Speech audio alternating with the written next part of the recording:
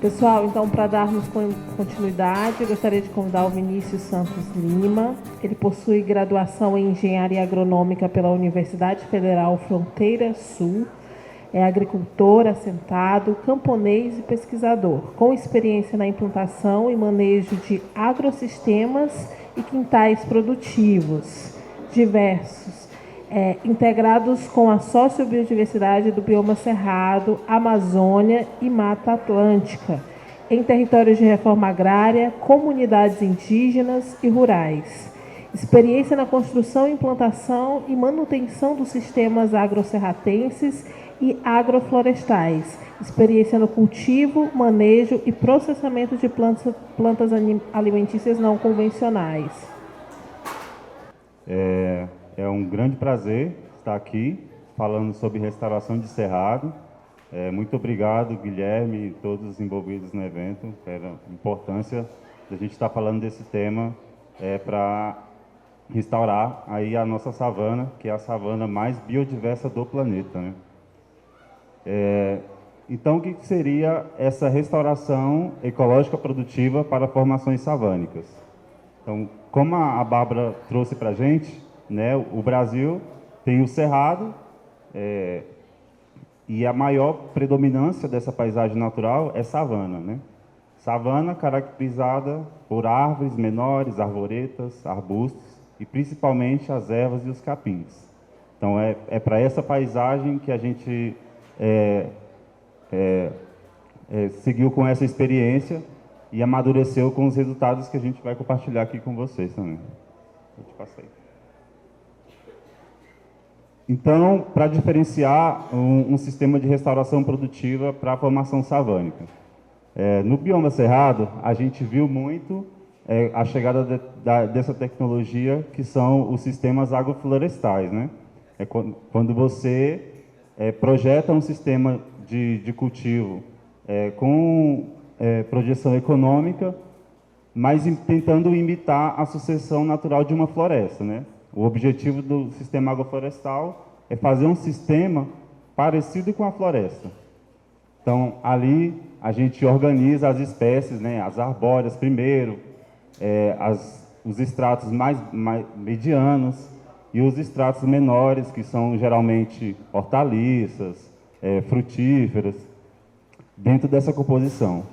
E o sistema agroserratense, ele é com o objetivo de imitar a savana, de se aproximar da savana, de trazer essas espécies que ocorrem naturalmente e como que elas vão se desenvolver junto com as espécies agrícolas de interesse, né? Então, aqui, como que a gente pensou na implantação dessa área, né? A Paulinha, a gente queria muito que o vídeo da Paulinha passasse antes, porque ela fala como que surgiu essa indagação. Lá no assentamento, em Planaltina, ela estava dando assistência técnica para algumas famílias, e essas famílias tinham sistemas agroflorestais, SAFs, né? E um produtor perguntou para ela por que não poderia ter um sistema com cara de cerrado, com mais espécies de cerrado, que eram as espécies que eles mais se interessavam, né? E aí a Paulinha trouxe isso para a pesquisa, fez a movimentação lá no Núcleo de Estudos em Agroecologia, aproximou as comunidades e as instituições que estavam fazendo restauração para a gente tentar discutir esse sistema para essa paisagem predominante do Cerrado. Então, a gente escolheu uma área, foram 3,5 hectares em um assentamento lá no DF, em que a gente distribuiu e organizou as áreas pensando em trazer serviço como se as espécies nativas pudessem interagir com os cultivos das famílias. Ou seja, eles já plantavam feijão, abóboras, espécies anuais e outras culturas, e tinham outras áreas em desuso. Então, a gente priorizou pensar o sistema para essas áreas em desuso, para a gente observar essa interação com os cultivos que já sido feitos, né? Então, olhando dentro dessa conversa e dessa aproximação com as instituições e quem estava fazendo a restauração, elencamos essas vantagens socioambientais de implantar um sistema protagonizando espécies nativas, né? Então, olha, geração de renda, soberania e segurança alimentar, no caso das espécies alimentícias com propriedades, né, nutracêuticas, enfim, várias espécies que poderiam gerar renda, tanto sendo exóticas, tanto nativas. O aumento da biodiversidade dentro dos cultivos, trazer a biodiversidade nativa para interagir com eles. A criação de corredores ecológicos, no nosso caso, da área que a gente escolheu, nós estamos próximo a 2 estações de unidades de conservação, né? E pensando essa questão dos corredores ecológicos para interagir com todas as famílias da comunidade, né? Fazer um plantio contínuo, seria essa a primeira visão, assim. Melhor gestão hídrica, que seria pensar o plantio na ideia da linha-chave, que a Bárbara comentou um pouco, que eu vou falar um pouco mais à frente, que é olhar para o terreno onde a água infiltra mais, onde a água mais infiltra, escorre. Pensando nessa gestão hídrica. E, consequentemente, o uso e conservação e da água. Então, quais são os princípios para se fazer um sistema agroserratense? Ele, primordialmente, tem que ser participativo, né? A gente considera isso muito importante, a gente não quer levar nada de fora, assim, uma externalidade muito diferente da realidade daquela pessoa, para ela continuar ou se aderir, se adaptar, enfim, com coisas que ela não conhece. Então, pensar o sistema participativo, a gente começou a observar essas questões. Ó. Qual é a relação que a família ou que a pessoa tem com as espécies nativas, né? E com as espécies que têm a melhor adaptação no terreno?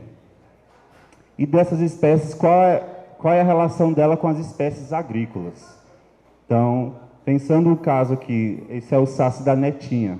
Essa ilustração eu fiz, a Netinha é minha mãe. Durante uma entrevista, não foi feita só com ela, foi feita com outras famílias, a gente identificou que a relação das espécies agrícolas tinha semelhança. Por exemplo, na família da Netinha, abóbora, milho e mandioca. Na da Lindaura, do seu João, também tinha abóbora, mandioca e feijões. E na outra família também abóbora e mandioca. Então, eu, além de pensar só a cadeia produtiva das nativas, pensar nesse conjunto de afinidade produtiva, para que quando as espécies começarem a produzir, ter esse meio de comercialização mais, como que eu posso dizer, com maior capacidade de entrega, né, de produção, né, tanto para as espécies nativas, tanto para as espécies agrícolas. Então, esse momento participativo, você vai compreender maior parte das espécies que vão compor o sistema na família, de acordo com a paisagem, com a realidade dela e com os fatores de degradação que a gente vai avaliando. O SASSI também, para ser além de participativo, você deve propor pluriatividade econômica, né? Então, a gente está falando de inserir espécies nativas, de inserir gramíneas, de inserir arbustos, mas tem que ter uma saída econômica para essa família continuar também aderindo ao sistema. Então, aqui, ali, um exemplo que a gente traz, o baru, né? O baru, até o baru produzir, vai demorar muito. Então, que espécies vão estar produzindo para eu chegar a ter renda até o baru produzir? As frutíferas, geralmente do cerrado, que tem um crescimento muito lento. Então, você vai organizar essa sazonalidade dos cultivos para obter essa renda até essa janela de colheita mais longa, né? Então, a gente organiza o plantio pensando em janelas produtivas. Em 6 meses, você vai ter uma espécie já produzindo. Em 1 ano e 18 meses, você vai ter outra espécie. E assim, até 36 meses em diante, você vai projetar economicamente o sistema para a família. Então, na entrevista, você consegue identificar isso. Às vezes, as pessoas já têm uma renda dos produtos nativos, da biodiversidade nativa, né? Processa baru, processa cagaita, mas até essas espécies produzir, a gente tem que estar dando essa outra saída econômica para as espécies nativas e espécies agrícolas também.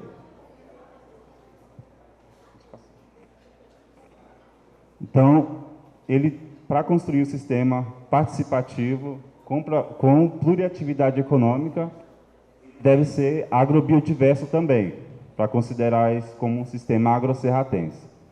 O que seria esse agrobiodiverso? É o que eu estava comentando agora há pouco, é ter essa diversidade de espécies produzindo para gerar renda, tanto nativas, quanto agrícolas.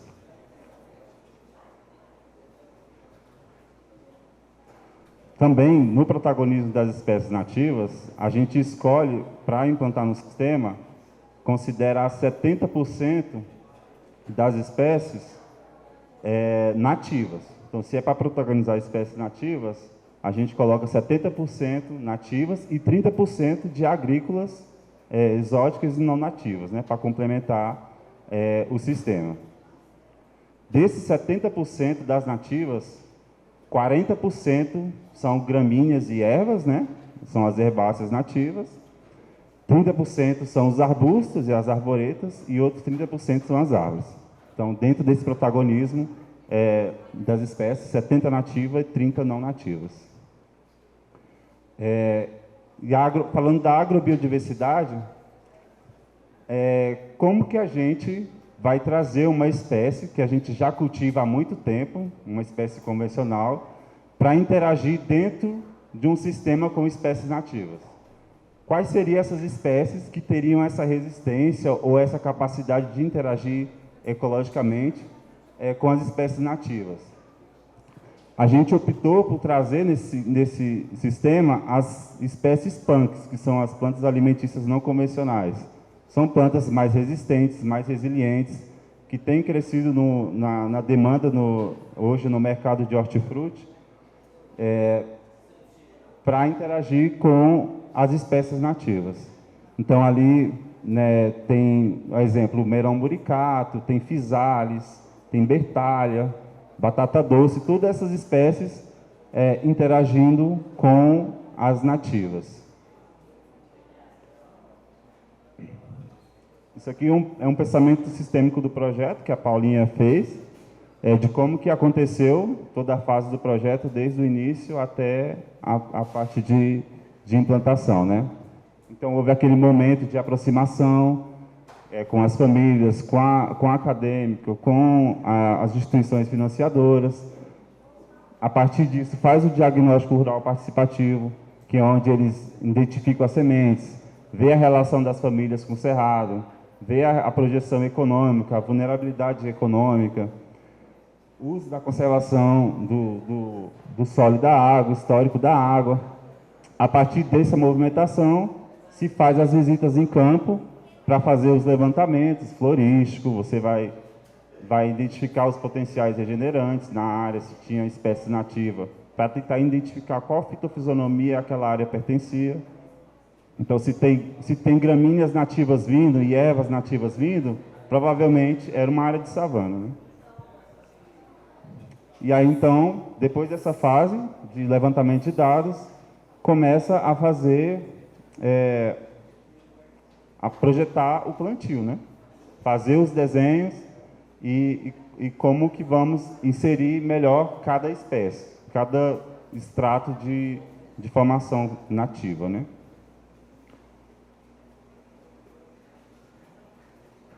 Aí aqui, já preparando para fazer o plantio, né? Depois de ter feito toda a fase de levantamento, de identificar no solo, de identificar o tipo do solo, identificar onde que a água entrava no solo, onde que ela mais infiltrava, onde que ela empoçava, foi definido as espécies nativas em 3 tipos de muvucas ali, só para vocês conhecerem. A primeira muvuca de sementes é uma muvuca composta por ervas e capins. Então, tem centenas de ervas e capins nativos no cerrado, que a gente acha que é mato, mas que desempenham uma função muito importante ecologicamente, principalmente de infiltrar e acumular água no terreno. E depois dessa infiltração, dependendo da distribuição que ela está, ela espalha a água para o terreno, né? Que foi a inspiração pelo método de linha-chave. O método de linha-chave é o método K-line, vocês podem pesquisar na internet também, é quando você observa o ponto mais alto e o ponto mais baixo do terreno. E dele você vai observar, no nível, qual que é a maior parte de infiltração e distribuição da água. E ali você consegue direcionar bem os plantios para essa distribuição, né? Então, as gramíneas e as ervas têm esse papel importante de segurar nas camadas superficiais do solo. Ali tem a muvuca média, que é muvuca de arvoretas, arbustos, e a muvuca pesada. Lá estão as frutíferas, estão as árvores, as florestais, muvuca. Depois a gente mistura tudo e está na área. Então, aqui como é que foi um pouco desse SASS em uma das áreas desses 3,5 hectares. Era uma área que pegava fogo todo ano. Nessa área desse assentamento, ele tem curvas de nível que passa por todo o terreno. Então, como eram áreas em desuso e áreas em que entrava fogo, a gente optou por fazer nas curvas de nível a implantação do sistema, para ele também infiltrar e distribuir a água no restante do terreno, né? A curva de nível já tem essa pegada de distribuição da água, mas com a composição das nativas foi a nosso maior objetivo assim, nos corredores. Ali, depois de 6 meses de plantio, né? Tem algumas espécies agrícolas, tem nativas começando, os capins, mas tem exótica também. Nessa fase é a fase mais importante da manutenção do sistema agrosserratense, porque é quando está começando a vir braquiária, agropolo. Você não pode deixar essas gramíneas, porque elas vão suprimir as demais gramíneas, né? Elas são plantas mais agressivas, elas têm um crescimento mais rápido, então as gramíneas nativas não conseguem competir com elas. Então, essa fase é a mais importante para fazer a manutenção, para garantir que essas plantas de cobertura possam vir, né? Depois da manutenção, todas essas gramíneas aqui são nativas. Aqui, principalmente, isso aqui é um antropólogo nativo, é um agropolo, só que ele é de porte menor, né? Então, a gente já viu que ele se adaptou bem. Ó. Aqui ele competiu já. Depois que ele o braquiária não consegue mais passar por cima dele aqui. Ali já está com 7 meses. Ó. Já está quase na hora de colheita, né? Então, ali também já tem uma cobertura e as espécies de extrato alto estão ali embaixo. Então, elas vão passar a seca, os 6 meses de seca, ali protegidas por essas espécies de cobertura, né? Os capins e as ervas. Também é a primeira fase de colheita, a primeira janela produtiva, né? Nos 6 meses, vamos já estar tirando capim nativo para vender. Então, essa semente de capim produzindo, ela já é uma parte da projeção econômica do sistema. Aqui é o sistema em 2 períodos. No período da chuva, quando ele está florindo, está tendo a infiltração, e ali já é o sistema no período da seca. Então tem também esse apelo estético, né? Fica bonito o sistema com essas espécies com potencial ornamental também. O amargoso, que é essa planta que está com a semente, a flor dela é essa roxinha aqui. Ela tem uma capacidade muito impressionante de descompactar o solo. Então, assim, uma coisa do sistema agrosserratense trouxe para nós é analisar esse potencial das espécies nativas, que a gente não dá atenção e prefere usar espécies, né, exóticas, né, no caso. Então, poderíamos estar usando o amargoso para recuperação de pastagem, para descompactação de solo. Ele é família doaçar peixe, cicla bem os nutrientes, né, na camada superficial do solo. Tem o estilosantes também. O estilosantes já é uma planta de cobertura que já está sendo utilizada no Brasil assim, em escala, né? Já tem gente produzindo estilosantes para pastagem, enfim, para esses fins na agricultura também.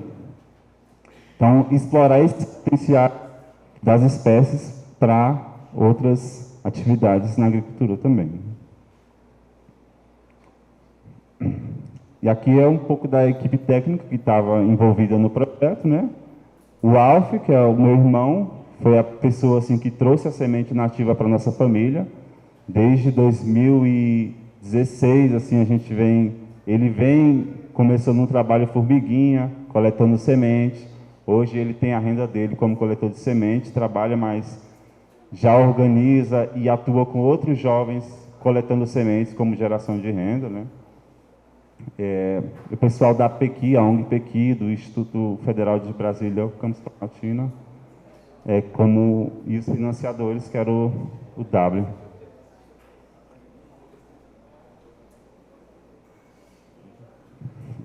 Deixa eu ver se tem mais alguma. E aqui é uma das outra área do SAS, que é esse agricultor que está de azul, é o Robinho. Ele tem uma CSA. Vocês sabem o que é CSA? Já ouviram falar? CSA é um modelo de comercialização. Se chama Comunidade que Sustenta a Agricultura. Ela é assim: você encontra pessoas na cidade que querem comprar seus produtos. Essas pessoas, ela financia a sua produção e você entrega para ela a cesta toda semana. Então, a pessoa paga antecipado para a família e ela entrega a cesta todo mês e ela tem essa renda garantida para continuar investindo, né? Às vezes, uma família entrega para 30 pessoas essa cesta solidária. E aqui ele está feliz porque, mostrando que na área que a gente implantou o SAS, está mostrando para as pessoas que atrai abelha, atrai polinizador para os cultivos dele. Então, isso para o cultivo orgânico dele é muito interessante. Isso é o que ele observou, né? Às vezes tem outras questões mais para serem analisadas, que o potencial das espécies nativas de interagir com as espécies agrícolas.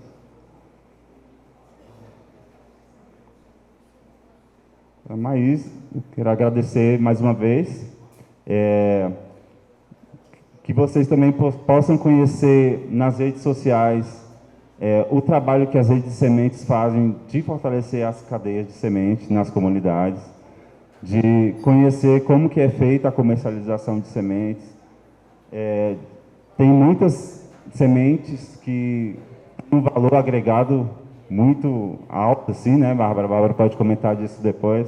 Tem capins que a semente chega a R$500 por quilo, mas a pessoa não vai conseguir produzir esse capim, né? Você tem que ter uma comunidade pensando em produzir para poder atender uma demanda. Então, o mercado de sementes é um mercado muito interessante. Para quem é da área de agrárias, a restauração precisa muito, assim, para principalmente recuperação de solo, né? Preparar o solo, estruturar, garantir que vai ter produtividade, pelo menos para as espécies agrícolas, porque as espécies nativas, elas existem há milhões de anos. Elas ciclam esses nutrientes há milhões de anos. Então, a gente tem que entender como que elas fazem isso e como que isso pode nos beneficiar, né? Mais ou menos nesse caminho. Muito obrigado.